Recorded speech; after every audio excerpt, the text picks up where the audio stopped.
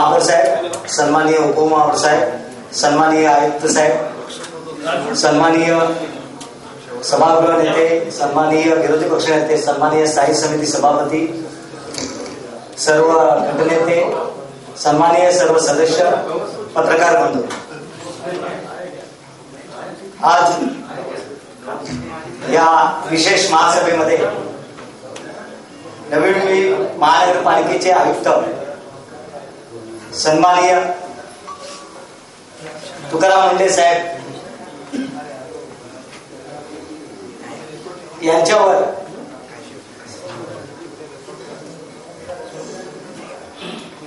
महाराष्ट्र महानगरपालिका अधिनियम 36(3) नुसार त्या ठिकाणी अविश्वास ठराव दाखल करण्यासाठी या ठिकाणी विशेष सभा बोलवण्यात आलेली आहे आणि त्या अनुषंगातून बोलताना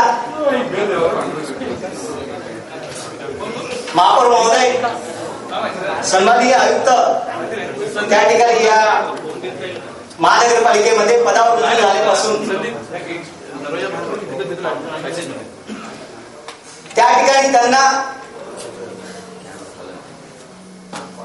आणि शिवसेना पक्षाला अभिप्रेत असलेलं असं काम जनसामान्यांना दिलासा आणि त्यातून शहराचा सर्वांगीण विकास व्हावा अशा प्रकारची भूमिका त्या ठिकाणी असायला हवी आणि तीच भूमिका आदरणीय पक्षप्रमुखांनी या संपूर्ण महाराष्ट्रामध्ये घेतलेली आहे आणि म्हणूनच जिथे जिथे जनतेवर अन्याय होतो, जनता जिथे त्रासते, जनता जिथे रस्त्यावर उतरण्याची वेळ येते आणि जिथे शहराचा विकास थांबतो तिथे तिथे शिवसेना ही जनतेसोबतच असते आणि म्हणूनच गेली 6 महिने या ठिकाणी आयुक्तांना जे काम आयुक्तांचं चालू होतं संपूर्णपणे त्या ठिकाणी सुरुवातीपासून शिवसेनेने सहकार्याची भूमिका त्या ठिकाणी घेतलेली होती आणि म्हणूनच ती सहकार्याची भूमिका घेताना त्या ठिकाणी विकासाच्या कामाच्या अपेक्षेतून, सर्वसामान्य नागरिकांना दिलासा मिळण्याच्या अपेक्षेतून व्यापारी बंधूंना, या ठिकाणचे कर्मचारी बंधू, या ठिकाणचे अधिकारी, या सर्वांना अभिप्रेत असलेला दिलासा त्या ठिकाणी व्यक्त होईल अशा प्रकारचं काम त्या ठिकाणी आम्ही करतो. परंतु या ठिकाणी आपण 2 दिवस गेले 3 दिवस पाहिले असेल की या महाराष्ट्र राज्याच्या मुख्यमंत्र्याला जेवढा वेळ मिळाला नसेल टीव्ही चॅनलमध्ये, तेवढी प्रसिद्धी, तेवढ्या वेळेचं माध्यमातील वेळ त्या ठिकाणी आपल्या आयुक्तांना, सन्माननीय आयुक्तांना त्या ठिकाणी दिला गेलेला आहे. त्या ठिकाणी असं चित्र उभं केलं गेलं की ही संपूर्णपणे नवी मुंबई, त्या ठिकाणी फक्त एकच त्या ठिकाणी आयुक्त चालू शकतात, नाहीतर या संपूर्ण नवी मुंबईचा विकास हा होऊ शकत नाही किंवा झालेला नाही अशा प्रकारचे चित्र की या ठिकाणचे असलेले लोकप्रतिनिधी की ज्यांना लोकांनी दिलेलं आहे, लोकनियुक्त त्या ठिकाणी 111 सदस्य आहेत, हे संपूर्णपणे भ्रष्ट आहेत. जर नगरसेवक त्या ठिकाणी संपूर्णपणे भ्रष्ट आहे, मग इतके वर्ष या ठिकाणी अधिकारी काय करत होते? हा प्रश्न त्या ठिकाणी मला वाटतं माध्यमांनी त्या ठिकाणी बघायला पाहिजे होता. जर फक्त आयुक्तच विकास करू शकतात, मग गेली 20 वर्ष या नगराचा विकास झाला नाही का? ज्या भवनामध्ये आपण बसलेलो आहोत, या महाराष्ट्राने देशाला प्रसिद्धी मिळेल असं हे भवन आहे. या ठिकाणी वैनर पार्क आहे, त्या ठिकाणी विष्णुदास भावे नाट्यगृह आहे, त्या ठिकाणचा पानबीच रोड आहे, त्या ठिकाणचे शहरातील सुनियोजित रस्ते, हा सर्व संपूर्ण शहराचा विकास गेल्या 20 वर्षामध्ये झालेला आहे ना. अहो थांबव, घरचा विनंती करतो. हा सर्व विकास या ठिकाणी 20 वर्षामध्ये झालेला आहे आणि हा विकास होत असताना याच्यामध्ये त्या ठिकाणी इथला सामान्य नागरिक, इथले प्रकल्पग्रस्त, इथले अधिकारी वर्ग, इथले व्यापारी आणि इथले लोकप्रतिनिधी आणि त्याबरोबर आलेले इतर आयुक्त, या सर्वांची मेहनत आहे त्या पाठीमागे. अहो या शहराला संपूर्ण देशामध्ये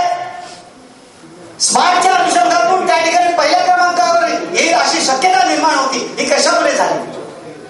या सर्व पाठीमागे, त्या पाठीमागे सर्वांची मेहनत आहे. जर मेहनत नसती, लोकप्रतिनिधी जागे नसते, जर संपूर्णपणे भ्रष्ट असते, तर हे अशी अवस्था झाली असते का? ही परिस्थिती निर्माण झाली असते का? फक्त आयुक्तच त्या ठिकाणी विकासाला आहे. आम्ही मान्य करतो, आयुक्त हा काय व्यक्तिद्वेष नाही, हा व्यक्तिद्वेष नाही, माणूस म्हणून द्वेष नाही, तर हा कार्यपद्धतीचा द्वेष आहे. आणि म्हणूनच त्या ठिकाणी अशा प्रकारे अधिकारी वर्ग या ठिकाणी काम करत असताना, कर्मचारी वर्ग काम करत असताना त्या ठिकाणी एक वेगळ्या प्रकारची दहशत त्या ठिकाणी निर्माण झालेली आहे. अहो, अधिकारी वर्ग ठीक आहे, त्यांनी चूक केलेली असेल, अवश्य त्यांची चूक सभागृहात तर कळू दे. किती वेळा अधिकाऱ्यांविषयी सभागृहापुढे निवेदन झालं, कर्मचाऱ्यांविषयी किती निवेदन झाले, परस्पर त्या ठिकाणी महासभेचे निर्णय टाळताना किती वेळा निवेदन झालं. अहो, जेवढं महासभेला निवेदन या नगरसेवकाला वेळ दिला नाही, त्याच्या कितीतरी पटीने त्या मीडिया समोर गेले. कशासाठी? प्रसिद्धी असायला पाहिजे, पण प्रसिद्धीला मर्यादा असते. फक्त मीडिया समोर बोललं म्हणजे आपलं कर्तृत्व सिद्ध होतं असा भाग नाही. आणि म्हणूनच त्या ठिकाणी हे सर्व कार्यपद्धती त्या ठिकाणी होत असताना हे संपूर्णपणे शहराची कायदा आणि सुव्यवस्थेचं भान त्या ठिकाणी असायला पाहिजे होतं. आज या शहरामध्ये कधी कधी त्या ठिकाणी बोध केली जाते की प्रकल्पग्रस्तांनी त्या ठिकाणी अनधिकृत बांधकामे केली. अहो, झाले असतील, परंतु या शहरामध्ये या ठिकाणी संपूर्ण राज्यामधून वेगवेगळ्या कानाकोपऱ्यातून या ठिकाणी लोक राहायला आलेले आहेत, या देशामधून राहायला आलेले आहेत. आणि जेव्हा या ठिकाणी सर्वसामान्य माणूस येतो, तो एखाद्या त्याची ऐपत नसते त्या ठिकाणी 50 लाख 1 कोटीचं घर घेण्याची. मग सामान्य माणूस त्या ठिकाणी एखाद्या झोपडपट्टीमध्ये राहतो. आणि प्रकल्पग्रस्तांनी त्या गरजेच्या अनुषंगातून नोकऱ्या केल्या, जमिनी गेल्या, 100% त्या प्रकल्पग्रस्तांचं या ठिकाणी आहे, भूमिहीन झालेले आहे. मग असं असताना त्यांच्या त्यागातून त्या ठिकाणी त्यांच्या गरजेपोटी जर त्या ठिकाणी त्यांना भाड्यापोटी मिळणारी घरं जर बांधली असतील, तर ती काही त्यांची चूक आहे. अहो, तुमच्या दृष्टीने असेल चूक, पण त्यांनी काय करायचं? उपजीविका म्हणून काय करायचं? तुम्ही नोकऱ्या देताय का? नाही देऊ शकत. मग या महाराष्ट्राच्या कानाकोपऱ्यातून आलेला मनुष्य या प्रकल्पग्रस्त या गावाच्या गावठाणाच्या भोवताली त्या ठिकाणी सर्वसामान्यमध्ये त्या ठिकाणी 5 लाखात 6 लाखात जे काही घरं मिळाली त्यामध्ये राहिलेले आहे. आम्ही अतिक्रमण अनधिकृत बांधकामाचं समर्थन करत नाही, पण त्या पाठीमागची वस्तुस्थिती, त्याची पार्श्वभूमी होता की त्या ठिकाणी 5-6 लाखाच्या मध्ये त्यांचं उत्पन्न किती हो? 10 ते 15 हजार, 10 ते 12 हजार. अहो, ह्या लोकांना उद्ध्वस्त करायचं का? 10 ते 12 हजारात आपल्या संसाराची हातावर संसार घेऊन पोटाची खळगी भरणाऱ्या त्या माझ्या माय भगिनी, त्यांना माहिती असेल की महिनाभरात कशी अवस्था होते. आणि आज त्यांना त्यांच्या निवारा उद्ध्वस्त करून त्या उद्ध्वस्त करण्याची तुम्ही भूमिका घेताय आणि त्यांना देशोधडीला लावताय. हा काय प्रकार आहे? अहो, शासनाची भूमिका आहे त्यांचं संरक्षण देण्याची, आणि आपण मात्र त्यांना रस्त्यावर आणण्याची भाषा करतो. हा काय प्रकार आहे?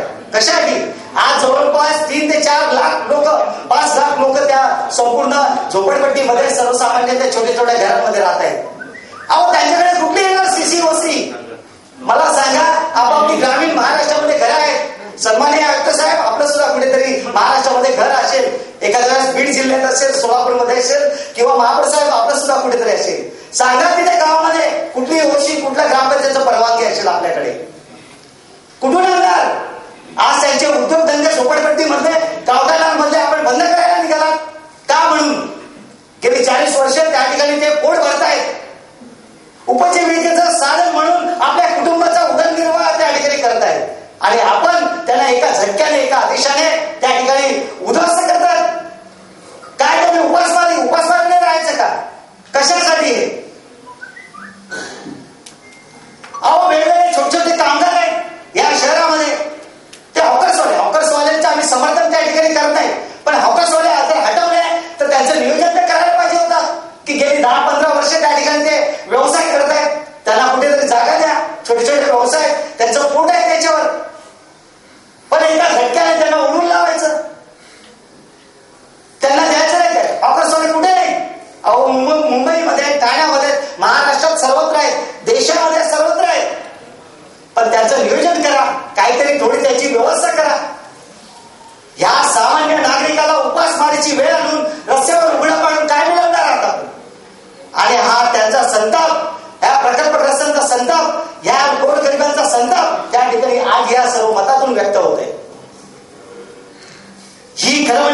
ठिकाणी पक्षीय भूमिका का ठरते, कशासाठी ठरते? जेव्हा आम्ही या सभागृहामध्ये बोलतो की आयुक्तांनी चांगलं काम केलं तर आम्ही चांगलं काम केलं म्हणून बोलू, त्यांची वाहवा करू, पण वाईट काम केलं तर त्यांचा निषेध सुद्धा करू.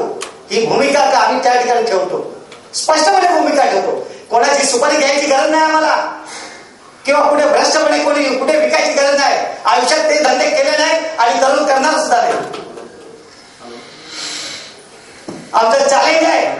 कोणी काय काय पेपरमध्ये कुठे लिहिलेलं असेल ना, किंवा कुठले अधिकारी कोण सांगतायत त्यांनी दाखवावं, काय भ्रष्टपणे केलेलं आहे तो दाखवावा त्यांनी त्या ठिकाणी. अहो, लोकप्रतिनिधी हे राज्याचं शकट चालवतात, या नगराचं शकट चालवतात, आणि ते लोकप्रतिनिधी म्हणजे कोणीच नाही. त्या नगरसेवकांना ताटकर त्या ठिकाणी उभे ठेवायचं सभागृह त्यांच्या कॅबिनमध्ये. ही काय परिस्थिती आहे? 2 खुर्च्या मागवता नाही. अहो, लोकप्रतिनिधी आहे तो, थोडं तर करा, त्याचं सन्मान ठेवा तुम्ही. त्या महिला नगरसेविका येतात, त्या उभे राहतात तिथे. अहो, आम्ही पाऊण तास त्या सभागृह त्या कॅबिन मध्ये होतो, ते आमचे जवळजवळ 30 नगरसेवक त्या ठिकाणी अर्धा पाऊण तास उभे होते. 4 खुर्च्या मागू शकत नाहीत. या शहराचे नगरसेवक जे लोकप्रतिनिधी या नगराचे या महापालिकेचे विश्वास आहेत, तुमच्यापेक्षा आमचा अधिकार जास्त आहे त्या ठिकाणी. का नाही? मग असा अधिकार असताना त्या अधिकारावर तुम्ही डावलताय तो. या सभागृहाने निर्णय घेतले ते डावलताय तुम्ही. त्या नगरसेवकांच्या तुम्ही वाड्यामध्ये जाताय, वॉक विथ कमिशनर मीडियावर समोर ठेवताय, आणि त्या नगरसेवकाला त्या ठिकाणी गाडीची किंमत ठेवत नाही तुम्ही. तुम्ही सांगताय माझ्याकडे तक्रार करा. अहो, किती तक्रार आला? 7,000 तक्रारी पडून आहेत. काय केलं त्याचं? काय केलं त्याचं? दुसरं सांगितलं मीडियाकडे बसलं, हे केलं ते केलं. स्वप्न विकता येतात, स्वप्न बोलता येतात, स्वप्न विकू शकत नाही. तर स्वप्न ती अस्तित्वात ठरवण्याची धमक आणि सहकार्य प्रेमातून त्या ठिकाणी मिळवावं लागतं.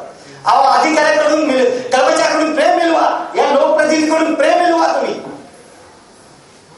निश्चितच तुमचं नाव लौकिक झालं असता, पण तुम्ही त्यांना फाट्यावर मारायची त्या ठिकाणी नियोजन केलं. काय ही काय नैतिकता होते का? त्या ठिकाणी नगरसेवकाला विचारायचं नाही, मी म्हणजे कायदा, मी म्हणजे शहर आणि मी म्हणजे महापालिका. हे असं होऊ शकतं का? किती वेळा मला सांगा, या सभागृहामध्ये कुठलं निवेदन केलं आपण? तुम्ही मागणी करायची होती, आम्ही सांगितलं असतं महापौरांना त्यांना निवेदन करून द्या म्हणून, पण तुम्ही निवेदन केलं नाही. अहो, या नगराचे महापौर, सन्माननीय महापौर, या महाराष्ट्र राज्याचे मुख्यमंत्री आदरणीय देवेंद्र फडणवीस साहेब यांच्याकडे जर मुख्य सचिवाने, प्रधान सचिवाने सांगितलं मी जाणार नाही, तर चालेल का? चालेल का? त्या ठिकाणी तो महाराष्ट्र राज्याच्या मुख्यमंत्र्यांचा अपमान होईल. आणि म्हणूनच या नगराचे महापौर कुठल्या पक्षाचे आहेत त्याच्याशी आम्हाला घेणं देणार आहे. या नगराचे महापौर ते आमचे महापौर आहेत. या 14 लाख लोकसंख्येचे महापौर आहेत, प्रथम नागरिक आहेत. आदरणीय शिवसेना प्रमुखांनी ठणकावून सांगितलेलं आहे की जो महापौराचा अपमान करेल त्याला कदापि काही करू नका. ही शिवसेना प्रमुखांची भूमिका आहे त्या ठिकाणी, आणि ती भूमिका आम्ही आज इथे मांडतो.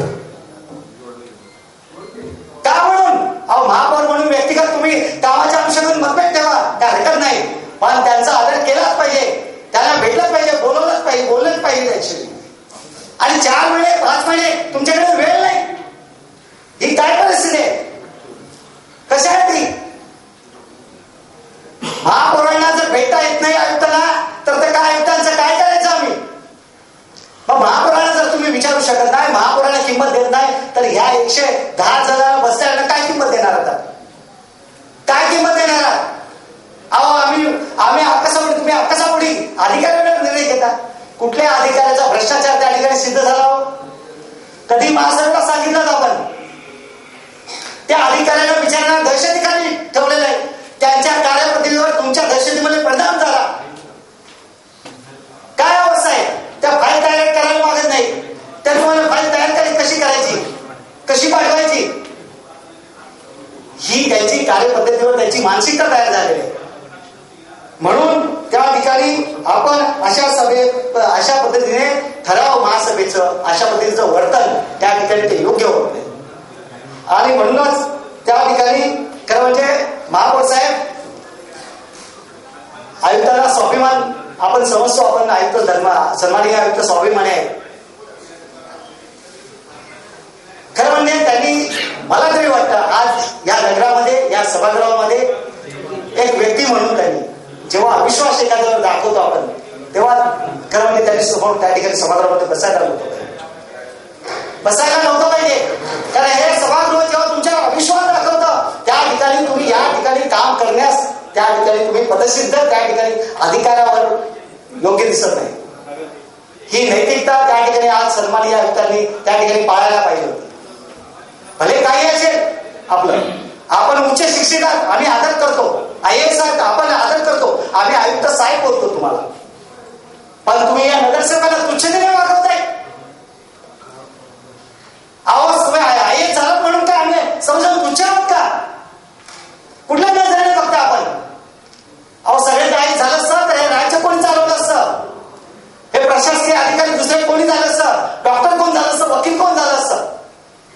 हे राज्य करणं, राजकारण करणं आणि ते लोकांमध्ये निवडून येणं ही सुद्धा एक वेगळी शक्ती आहे. ती जनशक्ती हे भारताच्या संविधानातून निर्माण झालेली आहे.